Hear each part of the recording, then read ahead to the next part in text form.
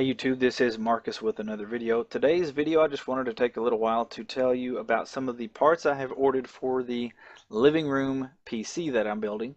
For those of you who may not have seen the other video or videos, I'll put a little link on one of those cards up at the top there where you can go check that out.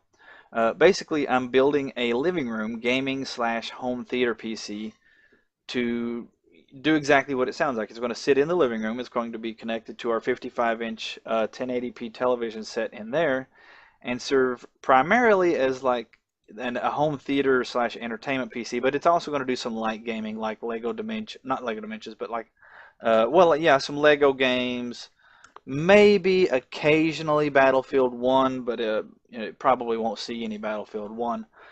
Uh, so I went ahead and ordered some parts today, and I did go ahead and decide on the AMD FX 8300, and I'll tell you why. That right there.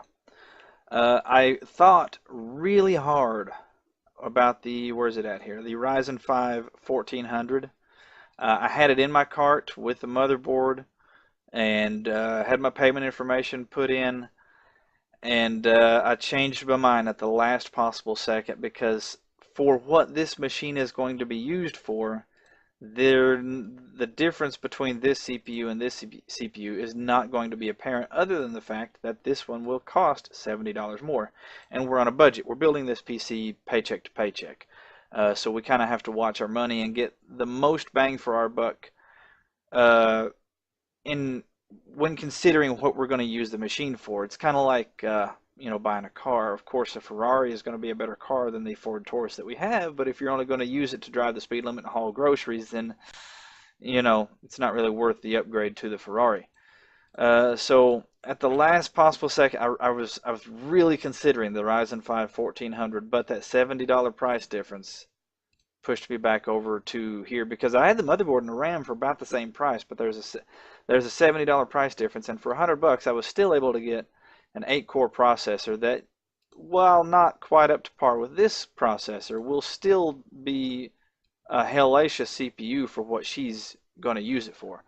For reasons that I'm not going to get into in this video, I try to avoid Intel CPUs, not because they're bad products. They make awesome products, but I have personal reasons for not being particularly fond of Intel, and so I wanted to kind of stick with AMD if I could. My personal rig has an FX 8370 and an RX 480, and it eats 1080p for breakfast.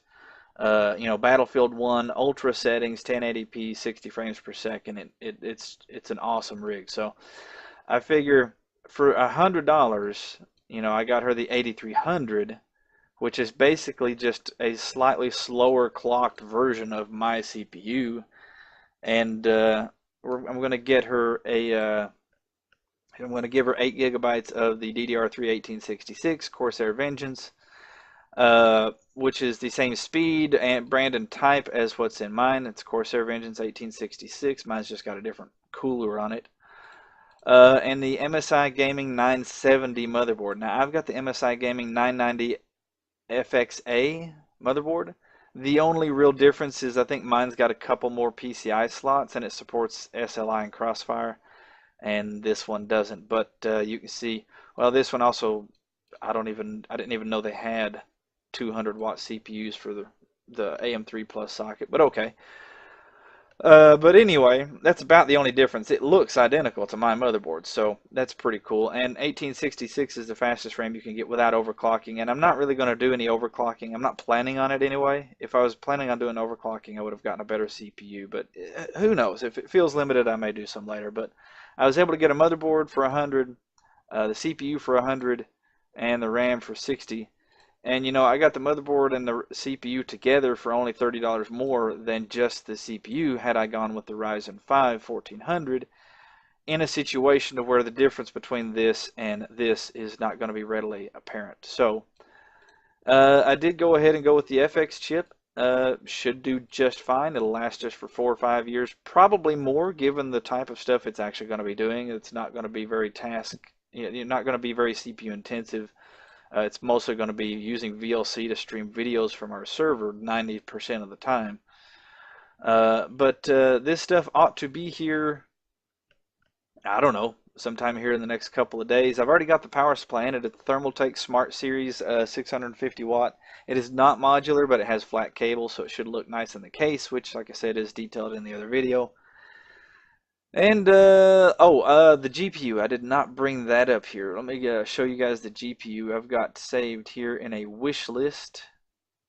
Where are we at? Wish list. I need to click here. There we go. All right, my saved wish list. Living room PC. So this is what's left to get on this PC. The GPU, SSD, and the operating system, of course. Now, I really thought about putting Linux on here, Ubuntu or Debian. Our home server actually runs Debian Linux, but it will do some gaming. And I know from years of personal experience using Linux on the desktop that yes, there are some games on Linux. Yes, you can get a lot of Windows games to run acceptably in Wine, but it's a big headache, and it's nice to just be able to just double click and go. So I am going to put Windows 10 on it.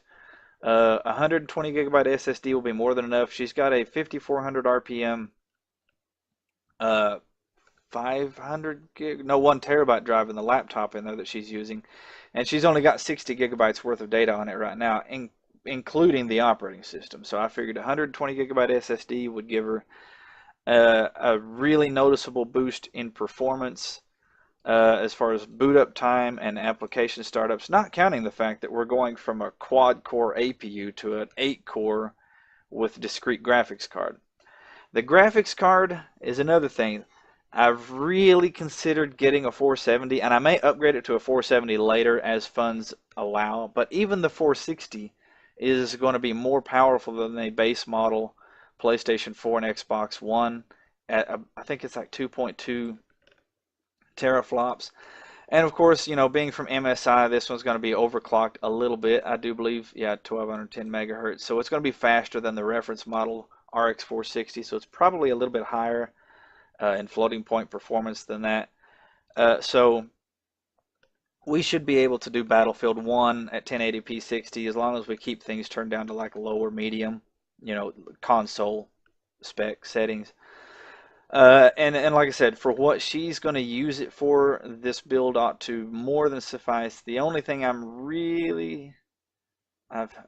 but you know, let me show you why I'm kind of settled on the 460 here. When we go to the video cards here, oh, not accessories, video cards, desktop graphics cards, and we look at the 470.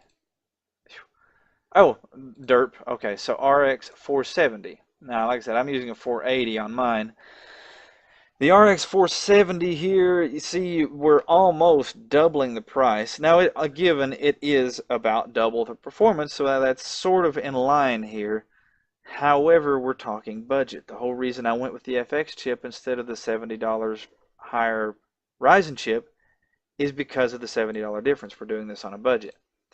So, you know, I want something that's going to do the job for the least amount of money. So, I'm probably going to stick with the RX 460, at least for the first little while. You know, get it built, get it in there and functional, and then if we decide we need more performance than that later, we can always throw something else in there. Although, to be honest, I think she's going to be perfectly fine with the 460, and that should also help us keep it cool.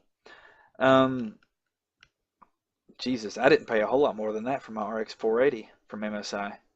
But now, the one thing I'm a little bit curious about is what kind of cooler this one comes with. Now, my FX 8370 came with the Wraith cooler, which is a massive cooler, but it does a really good job. Under full load at 4.2 or 3 gigahertz while I've been gaming for hours, when I bring up my temperatures, the CPU never hits 70 degrees Celsius. I've yet to see my CPU hit 70 Celsius because as soon as I built the rig, I went into the BIOS on the motherboard here, and I set some fan profiles to tell it that I want to keep things at 65, and it does. It keeps everything in the case at or below 65 degrees Celsius. Sometimes they'll creep up around 67 or so, but I don't know what kind of cooler this one comes with. I'm going to guess it does not come with the Wraith cooler.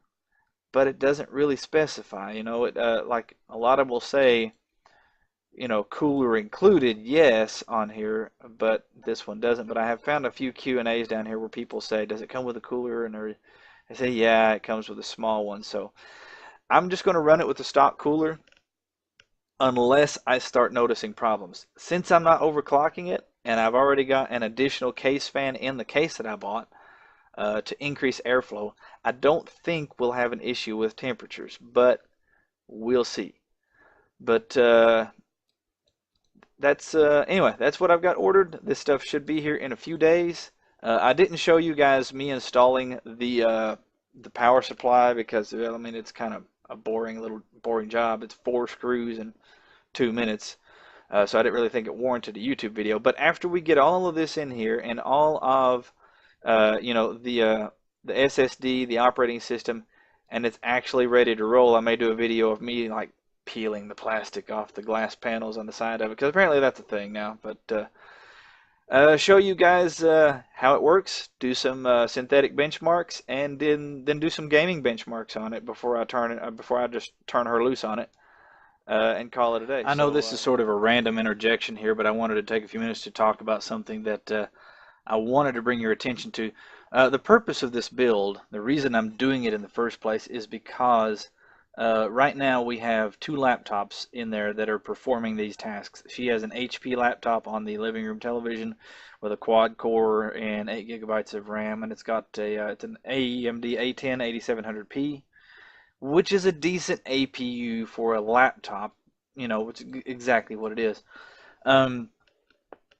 But it does not perform to the standard that we need it to for that task. You know, we've got it folded up, sitting on top of like a wire rack to keep it ventilated, and it doesn't have as many USB ports as we would like, you know, and it kind of scoots around back in there, and it's not meant for that sort of permanent installation type situation.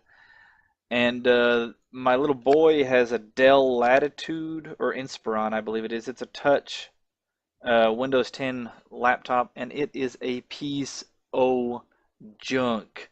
It has an Intel something or other CPU in it, and it is a piece of crap. It has been acting up since we got it. It's been back to Dell warranty service twice.